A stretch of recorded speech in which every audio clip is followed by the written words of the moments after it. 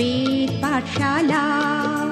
রীতি দুয়ার দাও খুলে করো শ্রবণ, প্রভুরই এই বচন বেদ পাঠশালা।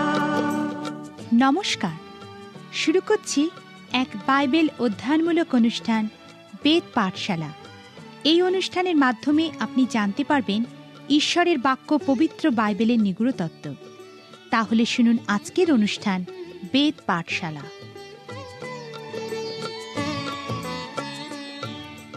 প্রিয় শ্রোতা বন্ধু, বেদ পাঠশালা অনুষ্ঠানে আপনাকে স্বাগত জানাই। এই অনুষ্ঠানে আমরা এখন নতুন নিয়ম অধ্যয়ন করছি। আসুন আমরা দেখি মথিলিখিত সুসমাচারে যীশু খ্রিস্টের সেই বিখ্যাত পর্বতে দত্ত উপদেশের প্রেক্ষাপট কিভাবে বর্ণনা করা হয়েছে। লেখা আছে, পরে যীশু সমুদয় গালিলে ভ্রমণ করিতে লাগিলেন। তিনি লোকেদের সমাজগৃহে সমাজগৃহে উপদেশ দিলেন, রাজ্যে সুসমাচার প্রচার করিলেন এবং লোকেদের সর্বপ্রকার রোগ ও সর্বপ্রকার পীড়া ভালো করিলেন। আর তাহার জনরব সমুদয় সুরিয়া দেশে ব্যাপিল এবং নানা প্রকার রোগ ও ব্যাধিতে ক্লিষ্ট সমস্ত পীড়িত লোক, ভূতগ্রস্ত, মৃগীরোগী ও পক্ষাঘাতী লোক সকল তাহার নিকটে আনিত হইল। আর তিনি তাহাদিওকে সুস্থ করিলেন। আর গালিল, দিকাপলি, জেরুসালেম, জিহুদিয়া ও জর্দনের পরপার হইতে বিস্তর লোক তাহার পশ্চাৎ পশ্চাৎ গমন করিল। তিনি বিস্তর লোক দেখিয়া পর্বতে উঠিলেন, আর তিনি বসিলে পর তাহার শিষ্যেরা তাহার নিকটে আসিলেন। তখন তিনি মুখ খুলিয়া তাহাদিওকে এই উপদেশ দিতে লাগিলেন। ইহাই হল যীশুখ্রিস্টের উপদেশগুলির মধ্যে সবথেকে বেশি পরিচিত সেই পর্বতে দত্ত উপদেশের প্রেক্ষাপট। আমরা যদিও ইহাকে পর্বতে দত্ত উপদেশ বলি, কিন্তু প্রচলিত অর্থে ইহাকে ঠিক উপদেশ প্রচার বলা যায় না। ইহা ছিল কিছুটা উদ্দীপনা সভার মতো। যীশুখ্রিস্ট সেখানে বিশেষ কিছু কাজ করছিলেন। সেই পর্বতের ঢালে উপস্থিত হাজার হাজার মানুষ যীশুখ্রিস্টের সামনে মানুষের সমস্ত সমস্যার প্রতীকস্বরূপ ছিল। এখন এই লোকেদের সমস্যার বিষয়ে কিছু করার পর তিনি কৌশলগত কারণে কিছু মনোনীত লোককে ডেকে নিয়ে পর্বতের আরেকটু উপরের দিকে উঠে গেছিলেন। সাধু মার্ক লিখিত সুসমাচারের 3 অধ্যায় 13 পদে আমরা এই বিষয়টা দেখতে পাই। এই পর্বতে দত্ত উপদেশের প্রেক্ষাপট খুবই গুরুত্বপূর্ণ। কতকগুলি বিষয় বোঝা আমাদের পক্ষে খুবই গুরুত্বপূর্ণ, যেমন এই উপদেশের প্রসঙ্গ এবং মূল বক্তব্য। কোন প্রসঙ্গে এই শিক্ষা দেওয়া হয়েছিল তা জানা বিশেষ গুরুত্বপূর্ণ। অনেক মানুষ বলেন যে বাইবেল থেকে মথিলিখিত সুসমাচারের এই 5, 6 এবং 7 অধ্যায়টি ছিঁড়ে নিয়ে বাকিটা ফেলে দেওয়া যায়, কারণ এই 3টি অধ্যায়ই সমগ্র বাইবেলের মূল সত্য সংক্ষেপে প্রকাশ করা হয়েছে। কিন্তু এই ধারণার সঙ্গে আমি একমত নই। একথা ঠিক যে এই 3টি অধ্যায় যীশুখ্রিস্ট আমাদের সমস্ত ব্যবস্থা এবং ভাববাদীদের শিক্ষার মূল বিষয়টি দিয়েছেন। বিশেষ করে নীতি এবং মানুষের পারস্পরিক সম্পর্কের বিষয়ে বলেছেন। এই 3টি অধ্যায় আলোচনা শুরু করার আগে আসুন আমরা ইহার প্রসঙ্গের বিষয়ে দেখি। যখন যীশুখ্রিস্ট সেই জনতার মধ্যে থেকে কিছু লোককে ডেকে নিয়েছিলেন, তিনি সমস্ত জনতাকে 2টি দলে ভাগ করেছিলেন। তিনি সেই লোকেদেরকে ডেকেছিলেন যারা তার সমাধান, তার উত্তরের অংশ হতে চায়। এবং মনে রাখুন, সেই পর্বতের পাদদেশে সে বৃহৎ জনতা ছিল যারা সমস্যাগ্রস্ত ছিল। সুতরাং আমরা যখন এই উপদেশের প্রসঙ্গের বিষয়ে আলোচনা করছি, তখন এই প্রশ্নের বিষয়ে চিন্তা করি যে আমরা কোন দলে আছি। পুরাতন নিয়মে ঈশ্বর একটা প্রশ্নের মধ্যে দিয়ে আমাদের সঙ্গে কথোপকথন শুরু করেছিলেন যে, কোথায় তুমি? এই একই প্রশ্ন আমরা এই পর্বতে দত্ত উপদেশের প্রসঙ্গেও দেখতে পাই। আমরা কি সেই পর্বতের পাদদেশে আছি এবং সেই সমস্ত সমস্যার অংশ, বা আমরা কি সেই পর্বতের উপরে যীশু খ্রিস্টের সঙ্গে আছি? আমরা কি সেই উত্তর ও সমাধানের অংশ, না আমরা এখনও সেই সমস্যার অংশ? একজন বিখ্যাত ব্যক্তি বলেছিলেন, যে প্রসঙ্গে শিক্ষা দেওয়া হয়েছে তা আমাদের কাছে খ্রিস্ট বিশ্বাসীতে পরিণত হওয়ার ক্ষেত্রে সংকটের চিত্র প্রদর্শন করে। এখন প্রশ্ন হলো, খ্রিস্ট বিশ্বাসী হওয়ার অর্থ কি? যীশু খ্রিস্টের শিষ্য হওয়া বলতে কি বোঝায়? সাধু যোহন এবং সাধু পৌল পরিত্রাণের আকারে এই প্রশ্নের উত্তর দিয়েছেন। মাঝে মাঝে আমরা সাধু যোহন এবং সাধু পৌলের লেখা থেকে দেখতে পাই যে পরিত্রাণের জন্য আমাদের কোনো মূল্য দিতে হয় না, কোনো অঙ্গীকার করতে হয় না, শুধুমাত্র এই বিষয়ে সিদ্ধান্ত নিতে হয়। কিন্তু সাধু মথি এইভাবে খ্রিস্টের সুসমাচার বা খ্রিস্ট বিশ্বাসীতে পরিণত হওয়ার সংকটের বিষয়টি উপস্থিত করেননি। তিনি এই বিষয়ের উপর জোর দেননি যে এই বিষয়গুলি আমাদের ক্ষেত্রে কি অর্থ বহন করে, কিন্তু তিনি এই বিষয়ে জোর দিয়েছিলেন যে ইহা যীশু খ্রিস্টের কাছে কোন অর্থ প্রকাশ করে। ইহা আমাদের পরিকল্পনায় যীশু খ্রিস্টের অংশগ্রহণ করার মতো কোনো বিষয় নয়, কিন্তু এক্ষেত্রে মূল বিষয়টি হল খ্রিস্টের পরিকল্পনায় আমাদের অংশগ্রহণ করা। আপনি কি তার সমাধান, তার উত্তরের অংশ হতে চান?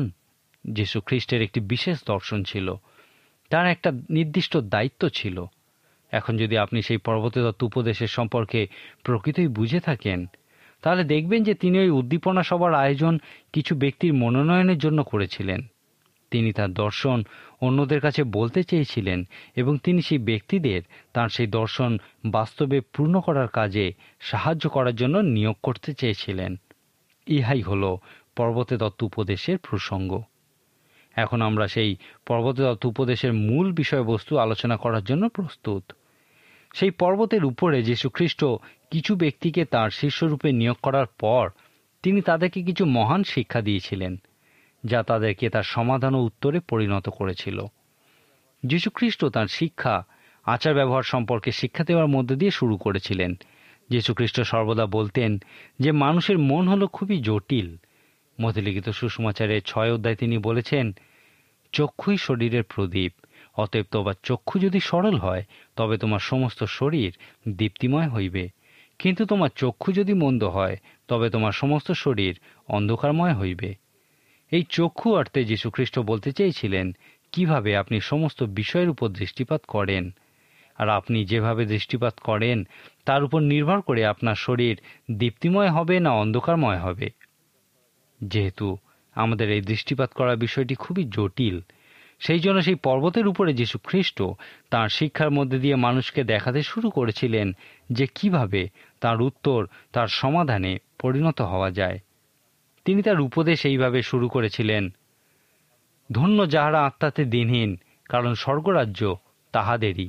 ধন্য যাহারা শোক করে, কারণ তাহারা সান্ত্বনা পাইবে। ধন্য যাহারা মৃদুশীল, কারণ তাহারা দেশের অধিকারী হইবে। ধন্য যাহারা ধার্মিকতার জন্য ক্ষুধিত ও তৃষিত, কারণ তাহারা পরিতৃপ্ত হইবে। ধন্য যাহারা দয়াশীল, কারণ তাহারা দয়া পাইবে। ধন্য যাহারা নির্মলান্তঃকরণ, কারণ তাহারা ঈশ্বরের দর্শন পাইবে। ধন্য যাহারা মিলন করিয়া দেয়, কারণ তাহারা ঈশ্বরের পুত্র বলিয়া আখ্যাত হইবে। ধন্য যাহারা ধার্মিকতার জন্য তাড়িত হইয়াছে, কারণ স্বর্গরাজ্য তাহাদেরই। যীশুখ্রিস্ট এই মহান 8টি আচরণ বিষয়ক শিক্ষার মধ্যে দিয়ে খ্রিস্ট বিশ্বাসীতে পরিণত হওয়ার ক্ষেত্রে চারিত্রিক বৈশিষ্ট্যের বিষয়ে ব্যাখ্যা করেছেন। আপনি কি তার এই সমাধান ও উত্তরের অংশ, না এখনও আপনি সেই সমস্যাগ্রস্তদের একজন? আপনি যখন এই শিক্ষার মূল বিষয়বস্তুর বিষয়ে আলোচনা করবেন, তখন এখানে প্রথম যে বিষয়টি দেখতে পাবেন তা খ্রিস্ট বিশ্বাসীতে পরিণত হওয়া বা তার সমাধান এবং উত্তরে পরিণত হওয়ার সঙ্গে সম্পর্কিত। যীশুখ্রিস্ট এই 8টি মহান আচরণ বিষয়ক শিক্ষার মধ্যে দিয়ে একজন খ্রিস্ট বিশ্বাসীর চারিত্রিক বৈশিষ্ট্যের বিষয়ে পরিষ্কার একটি চিত্র প্রদর্শন করেছেন। আসুন এখন আমরা এই 8টি আচরণের বিষয়ে সংক্ষেপে আলোচনা করি। ধন্য যাহারা আত্মাতে দিনহীন, ইহার অর্থ কি? এখানে ধন্য কথাটির অর্থ হল আনন্দিত বা আত্মিক বৃদ্ধিপ্রাপ্ত। অন্য কথায় বলা যায়, ঈশ্বর মানুষকে এইরকম ধন্য হওয়ার জন্যই নির্মিত করেছিলেন। আদম পাপে পতনের আগে এইরকমই একজন মানুষ ছিলেন। যদি আপনি প্রকৃতই আত্মিকভাবে বৃদ্ধি পেতে চান, ঈশ্বরের অনুগ্রহে অবস্থান করতে চান, তাহলে আপনাকে প্রথম যে আচরণ করতে হবে সেই বিষয়ে বলা হয়েছে, ধন্য যাহারা আত্মাতে দিনহীন, কারণ স্বর্গরাজ্য তাহাদেরই। এই মানুষেরাই হলো তারা যারা এই পৃথিবীতে ঈশ্বর স্বর্গে যে ইচ্ছা করেন তার অভিজ্ঞতা লাভ করেছেন। এখন আত্মাতে দিনহীন কথার অর্থ কি? এই বিষয়টি আপনার নিজের প্রতি আপনার আচরণ সম্পর্কিত। আরেকবার বলি যে এই শিক্ষা সেই পর্বতের পাদদেশে অবস্থানরত সমস্ত সমস্যার পরিপ্রেক্ষিতেই দেওয়া হয়েছিল। এখানে যীশুখ্রিস্ট বলেছিলেন, তুমি কি মানুষের সকল সমস্যার সমাধান হতে চাও? তাহলে প্রথমেই যে বিষয়টা তোমার জানা প্রয়োজন তা হলো তুমি পারবে না, তুমি তাদেরকে সাহায্য করতে পারবে না, তুমি নিজে নিজে কখনোই সেই সমস্যার সমাধানে পরিণত হতে পারবে না। আমাদের সেই রাজার প্রজা হতে হবে যিনি প্রকৃতই সমাধান। কিন্তু আমি পারি না, তিনি পারেন। যদি আমরা খ্রিস্টের সেই সমাধান উত্তরের অংশ হতে চাই, তাহলে সর্বপ্রথমে আমাদের এই মতো আচরণই করতে হবে। পবিত্র শাস্ত্রে লক্ষ্য করুন কিভাবে ঈশ্বর লোকেদের এই মহান আচরণের বিষয়ে বলেছিলেন। আপনার নিশ্চয়ই মনে আছে আমরা সাধু মসির জীবন থেকে কি শিখেছিলাম। সাধু মসি 120 বছর জীবিত ছিলেন। তার জীবন 40 বছর করে 3টি পর্যায়ে বিভক্ত ছিল।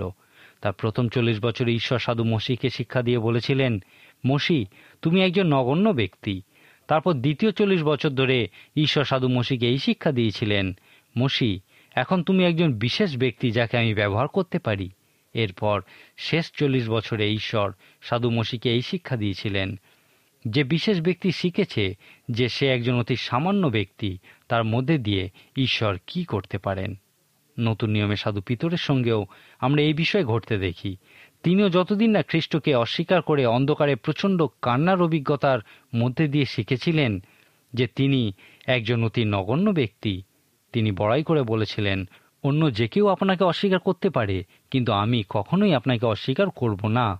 মৃতগণের মধ্য থেকে পুনরুত্থিত হয়ে যীশু খ্রিস্ট সাধু পিতরকে ব্যক্তিগতভাবে দেখা দিয়েছিলেন। তিনি তাকে ব্যক্তিগতভাবে দেখা দিয়েছিলেন কারণ তিনি সাধু পিতরকে সেই দ্বিতীয় শিক্ষা দিয়েছিলেন যে তুমি একজন বিশেষ ব্যক্তি পিতর। খ্রিস্ট পিতরকে প্রশ্ন করেছিলেন, পিতর, তুমি কি প্রকৃতই আমাকে অন্যান্য সকলের থেকে বেশি ভালোবাসো?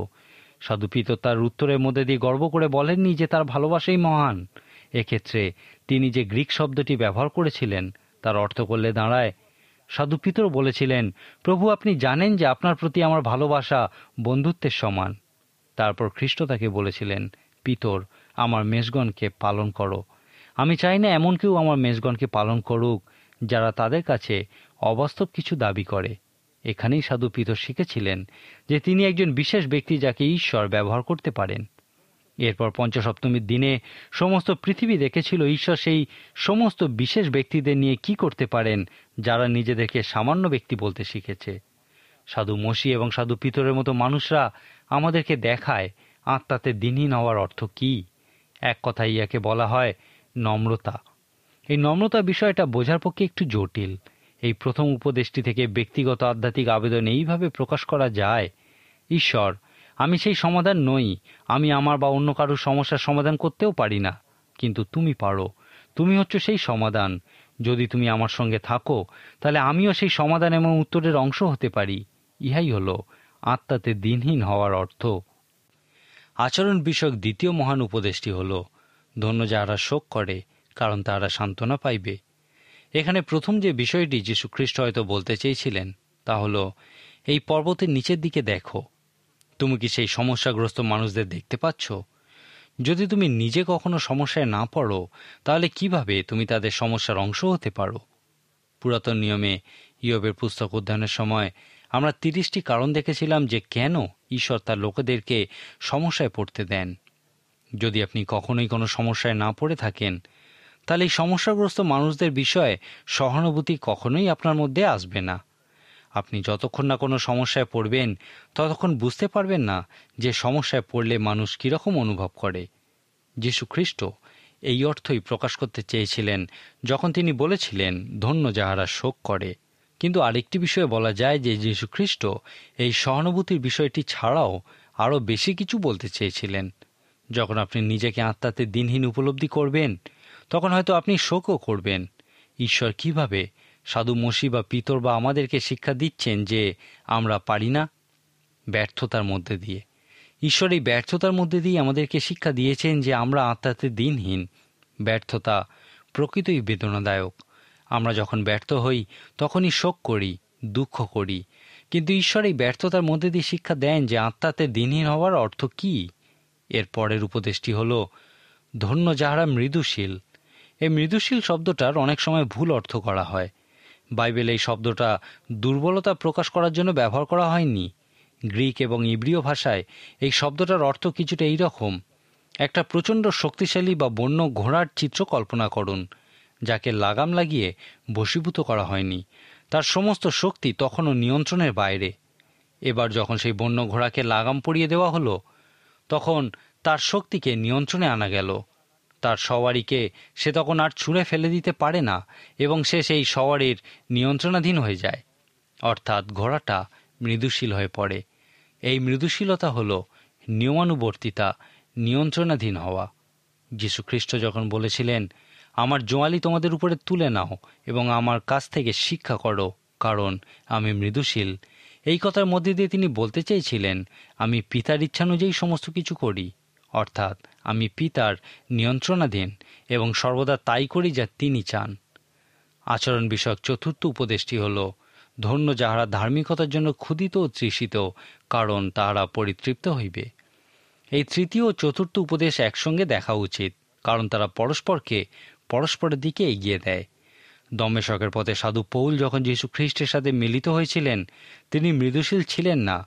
তিনি খ্রিস্টের মণ্ডলের উপর তখন অত্যাচার করতেন। সাধু পৌল বিভিন্ন জায়গায় পুনরুত্থিত খ্রিস্টের সঙ্গে তার মিলনের কথা বলেছেন। সাধু পৌল যখন শৌল নামে পরিচিত ছিলেন এবং যীশু খ্রিস্টের সঙ্গে মিলিত হয়েছিলেন, তখন যীশু খ্রিস্ট তাকে প্রশ্ন করেছিলেন, শৌল শৌল, কেন তুমি আমাকে তাড়না করিতেছ? শৌল উত্তর দিয়েছিলেন, প্রভু, আপনি আমাকে কি করতে বলেন? এখানে শৌল নিজেকে ঈশ্বরের নিয়ন্ত্রণাধীন করেছিলেন এবং মৃদুশীল হয়েছিলেন এবং সাধু পৌলে পরিণত হয়েছিলেন। মৃদুশীল রূপে সাধু পৌলের প্রথম প্রশ্ন ছিল, প্রভু, আপনি আমাকে কি করতে বলেন? অর্থাৎ সঠিক বিষয়টি কি? সাধু পৌল সঠিক বিষয়টি জানতে চেয়েছিলেন। অন্য কথায় বলা যায়, ধার্মিকতার জন্য তিনি ক্ষুধিত ও তৃষিত হয়েছিলেন। এখন প্রতিজ্ঞা হলো, যদি আপনি ধার্মিকতার জন্য ক্ষুধিত ও তৃষিত হন, তাহলে ঈশ্বর আপনাকে পরিতৃপ্ত করবেন। এখন একজন মানুষ যখন ধার্মিকতায় পূর্ণ হয়, তখন সে কীরকম মানুষে পরিণত হয়? সে কি এই কারণে ধার্মিক যে যারা বিভিন্ন মন্দ কাজ করে তাদেরকে সে ছোট করে দেখে? কোন ধরনের মানুষে সে পরিণত হয়? আমরা এর পরে যে উপদেশটি পাই তা হলো, ধন্য যাহারা দয়াশীল। এখানে দয়াশীল কথাটির অর্থ হলো যারা ভালোবাসে। যে সমস্ত মানুষের হৃদয় ঈশ্বরের সেই স্বার্থত্যাগী ভালোবাসায় পূর্ণ, তারাই ধন্য। ধার্মিকতায় পূর্ণ হওয়া এবং ঈশ্বরের ভালোবাসায় পূর্ণ হওয়া একই বিষয়। এখন আমরা হৃদয়ে কোনো না কোনো উদ্দেশ্য নিয়েই ভালোবেসে থাকি। সেই জন্যে এর পরের উপদেশেই আমরা দেখি খ্রিস্ট বলেছেন, ধন্য যাহারা নির্মলান্তকরণ, কারণ তারা ঈশ্বরের দর্শন পাইবে। যখন এই লোকেরা সেই পর্বতের পাদদেশে উপস্থিত সেই জনতাকে ভালোবাসা দেবে এবং তারা পরিবর্তিত হবে, তখন ইহা এই জন্য ঘটবে না যে তারা সেই লোকেদের সমস্ত সমস্যা তাদের ভালোবাসা দেওয়ার মধ্যে দিয়ে সমাধান করছেন, কিন্তু এই কারণেই ঘটবে কারণ তাদের হৃদয় নির্মল, তারা ঈশ্বরের নিঃস্বার্থ ভালোবাসায় পূর্ণ। মানুষ খুব নিশ্চিতভাবেই উদ্দেশ্য সম্পর্কে প্রশ্ন করে। যদি আপনি কোনো লোককে বেশ কিছু টাকা দিতে চান, তাহলে সে অবশ্যই প্রশ্ন করবে, কেন আপনি আমাকে এত টাকা দিচ্ছেন? আপনি কি চান? আমাকে আপনার জন্য কি করতে হবে? মানুষের যখনই কোনো ভালো কাজ করবেন, মানুষ তখনই আপনার উদ্দেশ্য বিষয়ে প্রশ্ন করবে। যীশু খ্রিস্টের শিষ্য, যার বিষয়ে তিনি এখানে একটা চিত্র প্রদর্শন করেছেন, সে ধার্মিকতার জন্য ক্ষুধিত এবং তৃষিত। ঈশ্বর তাকে পরিতৃপ্ত করেন এবং সেই ধার্মিকতা সেই প্রকৃত ভালোবাসার মধ্যে দিয়ে স্পষ্ট রূপে প্রদর্শিত হয়, যা হৃদয়ের নির্মল উদ্দেশ্যের মধ্যে দিয়ে বেরিয়ে আসে। সে যাদেরকে ভালোবাসে তাদেরকে বলতে পারে, আমি যা চাই তোমাদেরকে তা দিতে হবে না, আমি শুধুমাত্র তোমাদেরকে খ্রিস্টীয় ভালোবাসায় ভালোবাসতে চাই। আচরণ বিষয়ক পরের উপদেশটি হল, ধন্য যারা মিলন করিয়া দেয়, কারণ তারা ঈশ্বরের পুত্র বলিয়া আখ্যাত হইবে। আজকের দিনে পৃথিবীতে একটা মহা সমস্যা হল বিচ্ছিন্নতা। আমরা দেখেছিলাম বাইবেল যে মূল বা বুনিয়াদী সমস্যার বিষয়ে বলে তা হল ঈশ্বর এবং মানুষ পরস্পর থেকে বিচ্ছিন্ন হয়ে গেছে। আদিতে ঈশ্বর ও মানুষ একত্রে ছিলেন, কিন্তু মানুষ ঈশ্বরের থেকে ঘুরে দাঁড়ানোর সিদ্ধান্ত নিয়েছিলেন এবং তার নিজের পথে চলবে বলে স্থির করেছিল। মানুষ ঈশ্বরের দিক থেকে ঘুরে দাঁড়িয়েছিল কারণ ঈশ্বর পবিত্র। ঈশ্বর কখনোই পাপে পূর্ণ অবাধ্য মানুষের সঙ্গে একত্রে থাকতে পারেন না। সেই জন্যই বাইবেলে বুনিয়াদী সমস্যা রূপে ঈশ্বরের সঙ্গে মানুষের সেই বিচ্ছেদের বিষয়ে বলা হয়েছে। যদি মানুষের সঙ্গে ঈশ্বরের পূর্ণ মিলন না সম্ভব হয়, তাহলে কিভাবে তারা পরস্পরের সঙ্গে মিলিত হবে? সাধু পৌলের মত অনুযায়ী যীশু খ্রিস্টের শিষ্যদের সেবা কাজের ক্ষেত্রে সবথেকে মহান সেবা কাজগুলির অন্যতম ছিল এই মিলন করিয়ে দেওয়ার কাজ। ঈশ্বর খ্রিস্টের মধ্যে দিয়ে নিজের সঙ্গে এই পৃথিবীর পূর্ণ মিলন করিয়েছিলেন। তাদের পাপের কারণে তাদের উপর আর দোষারোপ করেননি। তিনি আমাদের প্রতি সেই পূর্ণ মিলনের উপদেশ প্রচার করেছিলেন। খ্রিস্ট আমাদেরকে সেই দায়িত্ব দিয়েছেন যেন আমরা লোকেদের কাছে গিয়ে বলি, ঈশ্বরের সঙ্গে পুনর্মিলিত হও। ঈশ্বর যীশু খ্রিস্টের কারণে তোমাদের সঙ্গে পুনর্মিলন করেছেন। খ্রিস্টের শিষ্যের জীবনে এই মিলন করিয়ে দেওয়ার কাজটি বিশেষ গুরুত্বপূর্ণ। যীশু খ্রিস্টের শিষ্যদের এই সমস্ত মহান ও সুন্দর আচরণের জন্য অত্যাচারিত হতে হয়। বিখ্যাত প্রচারক বিলি গ্রাহাম বলেছিলেন, এই পৃথিবীতে কোনো লোক যদি এই রকম নির্মলান্তকরণ হয়, মৃদুশীল, নিয়মানুবর্তী হয়, তাহলে সমস্ত পৃথিবী তার প্রশংসা করবে। কিন্তু এই পৃথিবী খ্রিস্টের কোনো শিষ্যকে এই সমস্ত মহান আচরণের জন্য সম্মান দেবে না। খ্রিস্টের প্রকৃত শিষ্যরা সর্বদা অত্যাচারিত হয়। এর কারণ কি? হয়তো এর একটা কারণ হলো তারা মিলন করিয়ে দেয়। একবার ফুটবল খেলার সময় 2 জন খেলোয়াড়ের মধ্যে ঝগড়া লেগে যায়। ক্রমশ সেই ঝগড়া মারামারিতে পরিণত হয়। সেই সময় অন্য আরেকজন খেলোয়াড় তাদের মধ্যে শান্তি ফিরিয়ে আনার জন্য তাদের মারামারির মধ্যে গিয়ে উপস্থিত হয় এবং ফলে সেই তৃতীয় ব্যক্তি উভয় পক্ষের কাছ থেকেই মার খেয়ে মাঠের বাইরে চলে যায় এবং এই শিক্ষা লাভ করে যে প্রকৃতই যারা মিলন করিয়ে দিতে চায় তারা অত্যাচারিত হয় এবং আঘাতপ্রাপ্ত হয়। যদি আপনি মিলন করিয়ে দেওয়ার কাজ করতে চান তাহলে আপনি কোথায় গিয়ে সেই কাজ করবেন? মিলন করিয়ে দেওয়ার জন্য আপনাকে সেইখানে যেতে হবে যেখানে দ্বন্দ্ব আছে, বিদ্বেষ আছে। আর এই দ্বন্দ্বপূর্ণ বিদ্বেষপূর্ণ জায়গাগুলিই হলো প্রকৃত ভয়ঙ্কর জায়গা। হয়তো এই মিলন করিয়ে দিতে গিয়ে আপনার প্রাণ সংশয়ও হতে পারে। খ্রিস্টের শিষ্যেরা তাদের মহান আচরণের জন্য তাদের মণ্ডলীতে, প্রতিবেশীদের মধ্যে, বাড়িতে সেই মিলন করিয়ে দেওয়ার কাজ করেছিলেন। এরপর সেই আচরণ বিষয়ক 8ম উপদেশ রূপে আমরা দেখি এই পৃথিবীর সমস্ত সমস্যার সমাধান এবং উত্তররূপী যীশুখ্রিস্টের শিষ্যের চিত্র সম্পূর্ণ করে। এই 8ম উপদেশে যীশুখ্রিস্ট বলেছেন, ধন্য যাহারা ধার্মিকতার জন্য তাড়িত হইয়াছে, কারণ স্বর্গরাজ্য তাহাদেরই। যীশুখ্রিস্ট এই পর্বতদত্ত উপদেশে একজন খ্রিস্ট বিশ্বাসীতে পরিণত হওয়ার ক্ষেত্রে সম্পর্কিত বিভিন্ন সংকটের বিষয়ে ব্যাখ্যা করেছেন। যখন আপনি এই উপদেশের মূল বক্তব্যে প্রবেশ করবেন, সেখানে দেখবেন যে যীশুখ্রিস্ট বিশ্বাসী হওয়ার জন্য চারিত্রিক বৈশিষ্ট্যের বিষয়ে আপনাকে বলেছেন। যীশুখ্রিস্ট এই 8টি মহান আচরণ বিষয়ক উপদেশের সঙ্গে 4টি উপমার মধ্যে দিয়ে এই চারিত্রিক বৈশিষ্ট্যের বিষয়ে বলেছেন। এই 4টি উপমাতে আপনি আবিষ্কার করবেন যে যীশুখ্রিস্ট সেই পরীক্ষার বিষয়ে বলেছেন যা উপস্থিত হয় যখন খ্রিস্ট বিশ্বাসী অবিশ্বাসী সংস্কৃতির উপরে প্রভাব বিস্তার করে।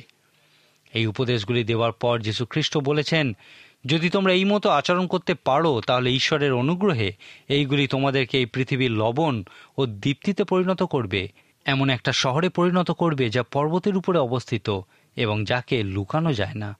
এই উপমাগুলি প্রকৃত অর্থে কি বলে? এই উপমাগুলি বলে, এই মতো চারিত্রিক বৈশিষ্ট্যে মানুষ যখন ওই পর্বতের পাদদেশে সমস্যাগ্রস্ত লোকেদের মধ্যে উপস্থিত হয় ও তাদের উপর প্রভাব বিস্তার করে, তখন ইহাই ঘটে। যদি আপনি প্রকৃতই যীশু খ্রিস্টের সেই সমাধান ও উত্তরের অংশ হতে চান, যদি সেই সমস্যাগ্রস্ত লোকেদের সমস্যা দূর করতে চান, তাহলে এই কাজে আপনার প্রধান শত্রুরূপে আপনি এই সংস্কৃতিকেই দেখতে পাবেন। কারণ সংস্কৃতি বলে, তোমরা এই পথে তোমাদের কাজ করো, আমরা এইভাবেই আমাদের মতো কাজ করে থাকি, যীশু খ্রিস্ট নির্দেশিত পথে করি না। যখন আপনি এই পর্বতদত্ত উপদেশ প্রকৃতই বুঝবেন, তখন সেখানে যীশু খ্রিস্টকে একজন পরিবর্তন সাধনকারী রূপে দেখতে পাবেন। তিনি এই সংস্কৃতির মধ্যে পরিবর্তন সাধন করেছিলেন। যীশু খ্রিস্টের শিষ্যেরা সেই সংস্কৃতিকে ভয় পায়নি, কিন্তু সেই সংস্কৃতিকে প্রভাবিত করার লক্ষ্যে তারা কাজ করেছিল। আপনি যদি ওই 4টি উপমা বুঝে থাকেন, যা আমরা পরের দিন বিস্তারিতভাবে আলোচনা করব, তাহলে আপনি 3টি বিষয় সেখান থেকে দেখতে পাবেন। প্রথমত, খ্রিস্ট বিশ্বাসীতে পরিণত হওয়ার ক্ষেত্রে সম্পর্কিত সংকট। দ্বিতীয়ত, একজন খ্রিস্ট বিশ্বাসীর প্রকৃত চারিত্রিক বৈশিষ্ট্য। এবং তৃতীয়ত, একজন খ্রিস্ট বিশ্বাসী যখন অবিশ্বাসী সংস্কৃতির উপর প্রভাব বিস্তার করে, তখন তাকে কী ধরনের পরীক্ষার সম্মুখীন হতে হয়। পর্বতদত্ত উপদেশ আমাদেরকে এই 3টি বিষয়ের কথা বলে। আমরা এই বিষয়টি একটি প্রশ্নের মধ্যে দিয়ে শেষ করতে চাই। আর সেই প্রশ্নটি হল, আপনি কোথায় আছেন? আপনি কি সেই পর্বতের উপরে খ্রিস্টের সঙ্গে আছেন, না পর্বতের পাদদেশে সেই জনতার সঙ্গে আছেন যারা বিভিন্ন সমস্যাগ্রস্ত? আত্মিকভাবে আপনি কোথায় অবস্থান করছেন? আজকের মতো তাহলে এখানেই শেষ করি। আগামী দিন অবশ্যই আমাদের সঙ্গে এই অনুষ্ঠানে উপস্থিত থাকুন। ঈশ্বর আপনার মঙ্গল করুন। প্রিয় শ্রোতা বন্ধু, বেদ পাঠশালা অনুষ্ঠানটি কেমন লাগলো? এবং আপনি যদি বিনামূল্যে বাইবেল অধ্যয়ন সহায়ক পুস্তিকা পেতে চান, তাহলে পত্রের মাধ্যমে, ইমেলে অথবা ফোনে আপনি আমাদের সাথে যোগাযোগ করতে পারেন। আমাদের ফোন নম্বর হল 24380045। ইমেলের জন্য লিখুন bengalivp@radio882.com। শেষে জানাই আমাদের ঠিকানা, বেদ পাঠশালা, পোস্ট বক্স নম্বর 16925, কলকাতা 7000 034। আমাদের আরেকটি ঠিকানা হল বেদ পাঠশালা, জিপিও বক্স নাম্বার 87, শিলিগুড়ি 1। তাহলে আবার দেখা হবে। নমস্কার।